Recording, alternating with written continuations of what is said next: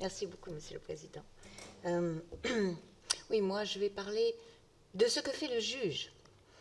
D'abord, dans la loi Vigilance, comme implicitement on vous l'a expliqué, le juge, il est tout seul. C'est-à-dire que c'est un système dans lequel, pour l'instant, le juge est sans régulateur. Ce que Jean-Baptiste Racine a dit, dans sa méta-régulation, il a voulu viser l'hypothèse d'un superviseur.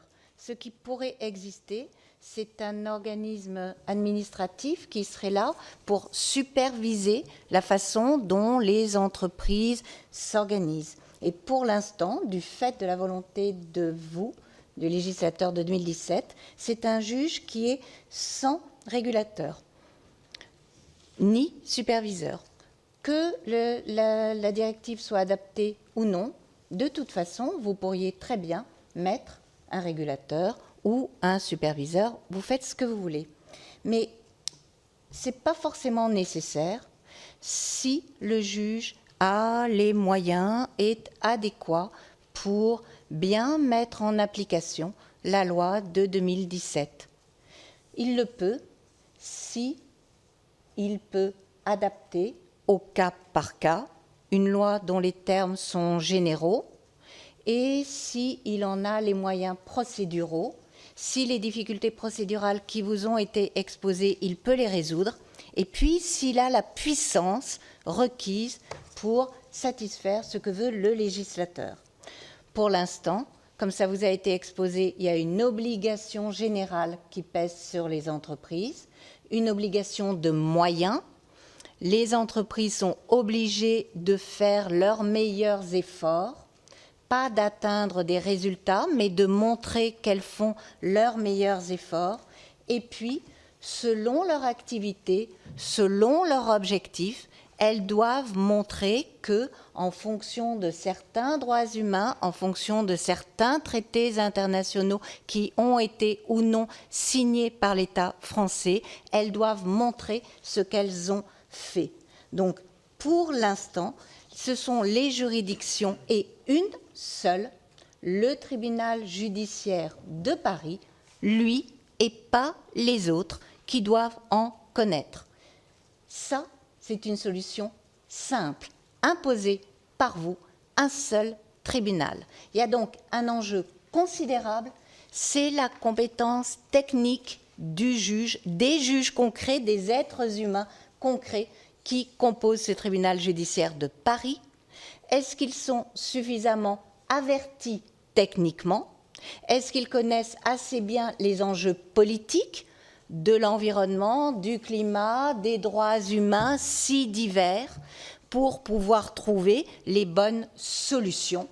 Ces solutions procédurales, ces solutions au fond qui vont convenir à la fois aux parties prenantes, aux populations concrètes, aux entreprises concrètes, à l'État français, pour pouvoir à peu près satisfaire tout le monde. Et là, on voit bien que ce qu'il faut, c'est qu'on ait une procédure adaptée. Pour l'instant, elle ne semble pas tout à fait l'être, mais les jurisprudences ne se font pas en un jour. Est-ce que potentiellement, quand la Cour d'appel de Paris, qui elle aussi a une compétence exclusive, va intervenir, les premiers arrêts vont arriver. C'est lent, la jurisprudence, pour ce faire. La Cour de cassation va finir par donner ses avis.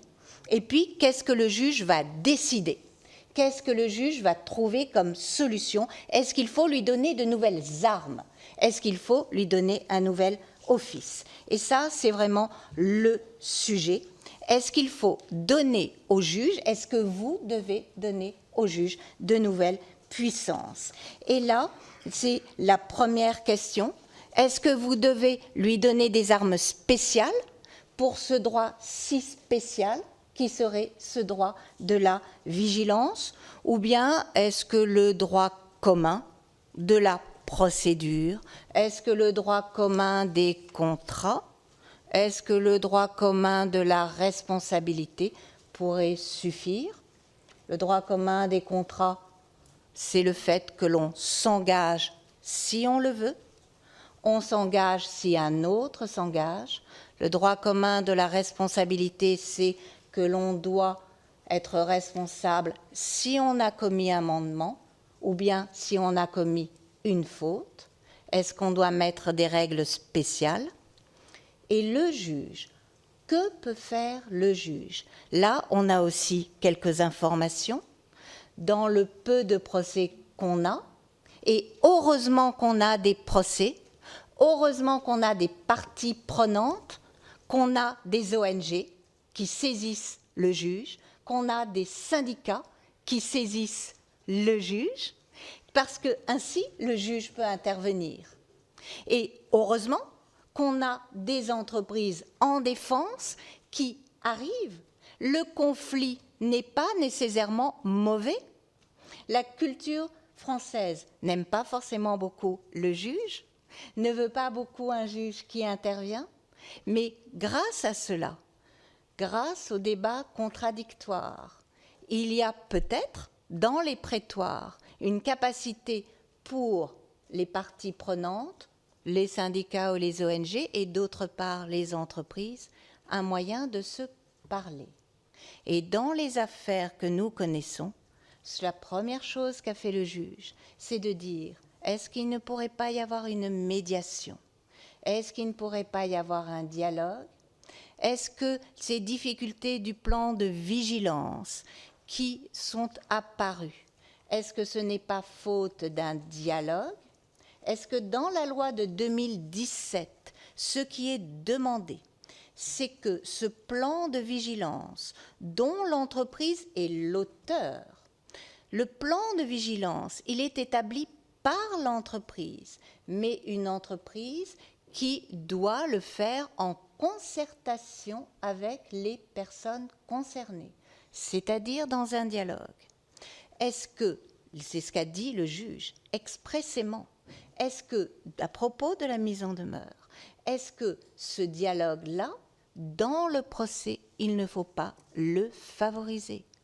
Nous sommes actuellement dans une politique de l'amiable.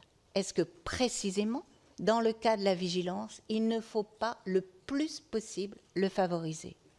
En la mesure où les enjeux climatiques, chacun en mesure l'ampleur et chacun en mesure la difficulté des solutions, notamment des solutions juridiques, notamment en raison de le caractère international et global. L'une des possibilités procédurales, ce serait de dire, c'est bien de se disputer, c'est bien de dire que l'autre a tort et que l'on a raison, que l'on a absolument tous les droits et l'autre n'en a aucun. Mais enfin, l'une des notions clés, c'est la notion de remédiation. En droit, la notion de remédiation, c'est de dire que l'essentiel, c'est quand il y a eu quelque chose qui n'a pas marché, il faut trouver une solution. Et une des possibilités dans l'office du juge, cela serait la possibilité de trouver une remédiation, c'est-à-dire de réparer. Or, dans l'office du juge classique, en matière de contrat, en matière de responsabilité, le juge, il va plutôt condamner, il va plutôt sanctionner, il va assez peu réparer. Il est possible que dans les premiers jugements que nous voyons sortir, dans les possibles appels que nous attendons, le juge puisse dire d'abord aux parties de se rapprocher et de dire, dans des procédures qui pourraient être spéciales ou à tout le moins favorisées, qu'il pourrait y avoir un rapprochement des deux parties pour trouver des solutions qui ne contenteront pas totalement ni l'une ni l'autre, mais enfin qui pourront les contenter en partie l'une et l'autre. Et d'autre part, que le juge, au fond, ce juge que nous attendons, ce juge du fond, pourrait éventuellement réparer un peu le plan, réparer un peu le contrat, ce qui lui permettrait de participer à ce grand dessein politique. C'est peut-être ainsi que l'on pourrait concevoir un office du juge, d'autant plus que la Cour d'appel de Paris, peut-être l'avez-vous vu, vient de créer une chambre spéciale, dans le pôle économique qui s'appelle les contentieux émergent et le devoir de vigilance. Devoir de vigilance qui a été rapproché de la CSRD, c'est-à-dire tout ce qui va naître de l'information extra-financière et qui va être composé de magistrats qui vont être spécialement formés pour comprendre techniquement la dimension systémique de tout ce qui concerne le devoir de vigilance. Cette dimension globale, cette dimension climatique, cette dimension énergétique, que l'on n'inculque pas tellement aux magistrats judiciaires. La Cour d'appel de Paris est en train de mettre en place des formations particulières, un conseil de justice économique comprenant les autorités de régulation, puisque vous évoquiez la dimension de régulation. Et peut-être c'est ainsi que par des pratiques, la pratique de la Cour d'appel de Paris, avec les concertations avec d'autres juridictions, il y aurait une possibilité, avec éventuellement un aide du législateur, pour avoir un juge plus adéquat avec toutes les ambitions de la vigilance.